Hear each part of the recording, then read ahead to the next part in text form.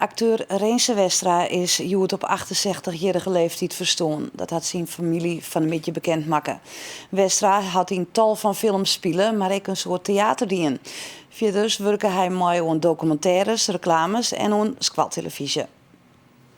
Zo had Westra in meer dan 80 stukken van theater spelen, daarbij Friestalige uitvierings van Richard III en Romeo en Julia. Hij speelde in films als De Dream, De Gouden Zwiepen, De Fouke en 2 chameleon-verfilmings. Voor De Fouke werd hij nomineerde voor de Gouden Kalf. Op televisie wie Westra te zien in verschillende series. In Baas Boppenbaas als haatrolspeler Beent Baas, een vaste rol in de Frieske advocatenserie Dankert en Dankert. En landelijk in Goudkust en Westenwind. Verder werkte hij mooi aan de Frieske squaltelevisie en cabaret en wie hij te jaren of te zien in documentaires en reclames. Toch collega's en mensen die met Reense Westra werken is verslaan reageren op zijn versterren. Ik al wie seizoens net al te best, zijn D komt doch als een verrassing.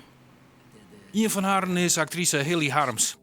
Jarenlang spelen ze Joukje Baas, de vrouw van Beent Baas in de serie Baas Boppenbaas. Ze leerde Westra kennen in de tijd dat ze beide bij het Iepenloft-theater spelen.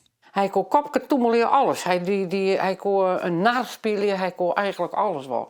Toen werd zo'n lietsfijn ventje, ik krijg je wel een foto, maar dat doet nog waarschijnlijk weinig. Hè? Maar dat kon er al hier wel. En we hadden een soort willen in die tijd. Een echt een soort willen. En we waren beiden natuurlijk een stuk jonger. Neffens Harms had Westra een grote budgetting voor het Fries toneel.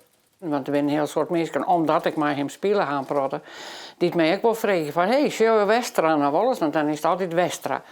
Show je Westra nou wel eens? Nou, ik zei, ik ga hem de laatste tijd net meer jongen. Maar, en er zijn wel zelfs mensen geweest die hadden toch dat we met elkaar trouwd waren. Want wij hadden zo'n grote rol met elkaar spelen. Voor de actrice komt het versterren van Westra net uit de loft vallen. Nou, ik ga het ijs al een heel skoft aankomen, John. Al een heel skoft verwachten van hoe lang wordt dit nog. Want hij had al eens eerder een hart ongevallen. En ik wilde ik toen wel zien hem zijn. Nou, jongen, let nou tot die drank staan en let nou tot dat de roken staan. Want dat bekwaart is niet leven. Maar dat had er net van elkaar krijgen. Nee, ik vind het spittig. Want je ging er nog graag bij hebben. Ik ging nog wel wat met hem doen wonen, jawel. Maar ik denk net dat meer kennen hier, hè? Maar dat hier ik wel wonen, jawel. Voor collega-acteur Jan Arends kwam het versterren wel als een verrassing. Ja, het is wel even schrikken dat er nog samen stonden is natuurlijk. En ik jaren juist pas dat er in het ziekenhuis lag, want het weer meer wat ontkomen, maar we gingen dat jet. En verdikken nog weer er al stonden. Dus dat gaat heel hut.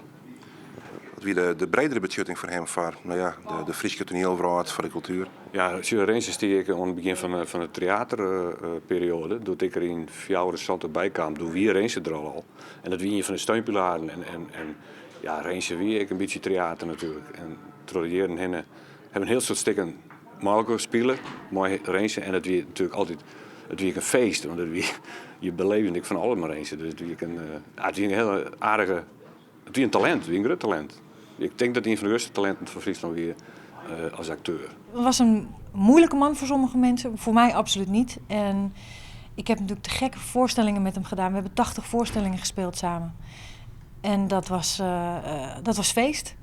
Ja, dat was feest. Dus ik ga echt een lieve vriend missen. Ja. Wat ben je kwijt? Een fenomeen. Ja, een echte entertainer. Een clown ook wel. Maar niet alleen Friesland is hem kwijt. Ik denk dat hij was wel zo groot in zijn spel en in wat hij neer kon zetten dat Nederland echt wel een acteur verloren heeft.